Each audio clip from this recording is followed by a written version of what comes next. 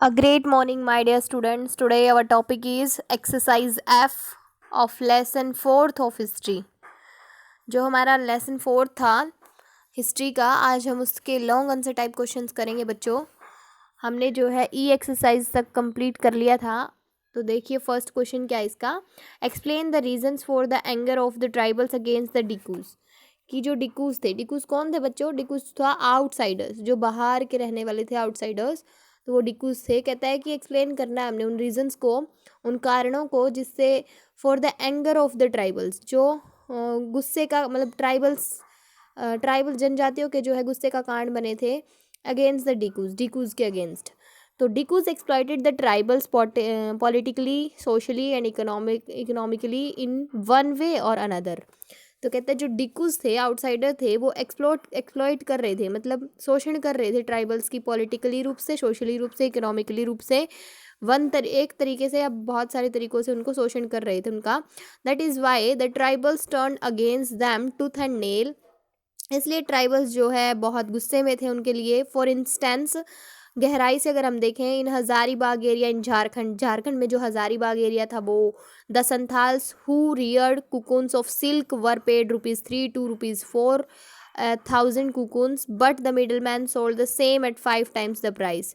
वह झारखंड का जो हज़ारीबाग था उसके अंदर जो संथाल्स थे, जो कि क्या करते थे, कुकुन्स को जो सिल्क का जो कुकुन्स था उसको जो है पेड करते थे ₹3 या ₹4 के हिसाब से उनको पे करते थे। लेकिन जो अगले वो लोग थे जो थे 1000 कुकुन्स को ₹3 और ₹4 में पे करते थे। बट वो मिडल मैन जो था ना, वो इतने पैसे कमा लेता था कि 5 times प्राइस का जो है 5 times गुना उसको आगे बेचता था। तो ये सारे जो है रीज़न थे उनके गुस्से के। उसके बाद देखिए, what was Birsa Mundas vision of A golden age. जो बिरसा मुंडा का गोल्डन एज का विजन क्या था, उद्देश्य क्या था उसका। Why did it appeal to the Munda tribals of the region. तो अपील उसने जो है अपील क्यों की थी मुंडा ट्राइबल्स को, रीजन क्षेत्र के लिए क्यों उसने जो है अपील की थी उनसे। तो Birsa himself declare that God had appointed him to save his people. Birsa ने अपने आप को डिक्लेयर कर दिया था कि जो है भगवान ने उसे अपने लोगों की सुरक्षा के लिए, उनको बचाने के लिए भेजा है। फ्रॉम फ्रॉम जो है आगे क्या है, फ्रॉम ट्रबल जो है मुसीबतों से, एंड फ्री दैम और उनको फ्री करने के लिए भेजा है, from the slavery of dikus, outsiders की जो गुलामी से बचाने के लिए और समस्याओं और मुसीबतों से निकालने के लिए भगवान ने उसे उनके पास भेजा है। उसने जो है इस प्रकार से उन्हें डिक्लेयर कर दिया था, उनके सामने ये बात रख दी थी। His vision of golden age was to provide. उसका जो गोल्डन एज का विज़न था, मतलब उसकी जो एज थी उस टाइम पे, जो उसका विज़न था वो क्या था, वो प्रोवाइड करता था all land to tribals, tribals को सारी भूमि, and all kinds of exploitation of tribals. और जनजाति मतलब आदिवासी लोगों को जितना भी शोषण हो रहा था उन सभी का अंत करने के लिए वो सारे की सारी सुविधाएं उनको उपलब्ध कराने लग गया था। ही गैदर्ड थाउजेंड्स ऑफ वॉलेंटियर्स। बहुत सारे थाउजेंड्स ऑफ वॉलेंटियर्स जो हैं इकट्ठे हुए थे, कम से कम 1000 वॉलेंटियर्स इकट्ठे हुए थे। हु सपोर्टेड हिम, जो कि उसको सपोर्ट कर रहे थे। He gave a message of unity among tribals. उसने जो है ट्राइबल्स के बीच में, जनजातियों के, आदिवासियों के बीच में जो है एक एकता का मैसेज दिया था, एकता का जो है एक संदेश दिया था।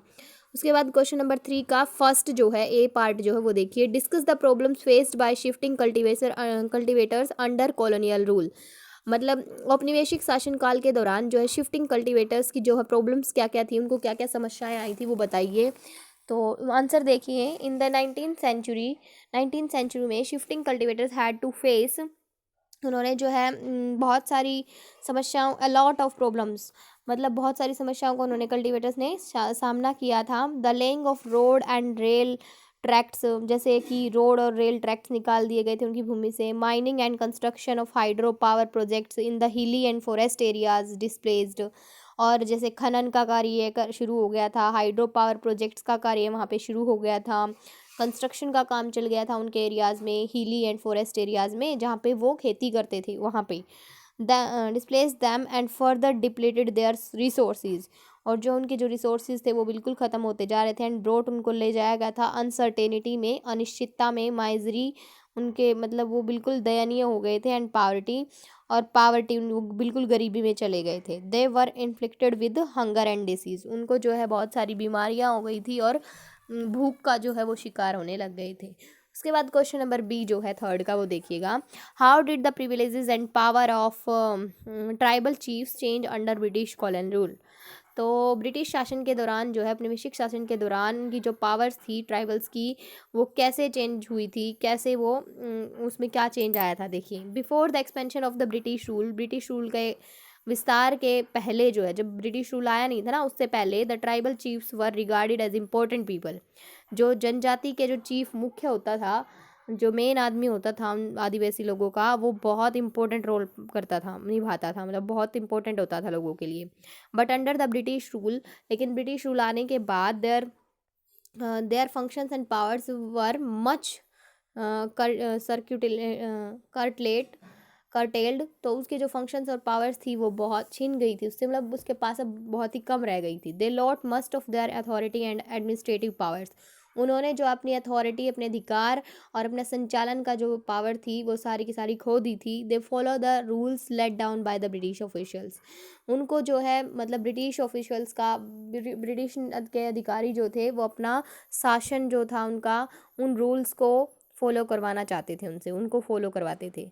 ठीक है, उनको मजबूर कर देते थे करने के लिए। उसके बाद क्वेश्चन नंबर 4 देखिए बच्चों। The various tribal rebellions were in fact the result of clash of two entirely different sets of values, do you agree, elaborate. तो ये कहता है कि जो ट्राइबल रिबेलियंस थे वो रियलिटी में रिजल्ट उनका जो आया था सामने, टू एंटायरली डिफरेंट सेट्स थे, वैल्यू मतलब क्या क्या वैल्यूज उनसे निकल के आई हैं बताइए।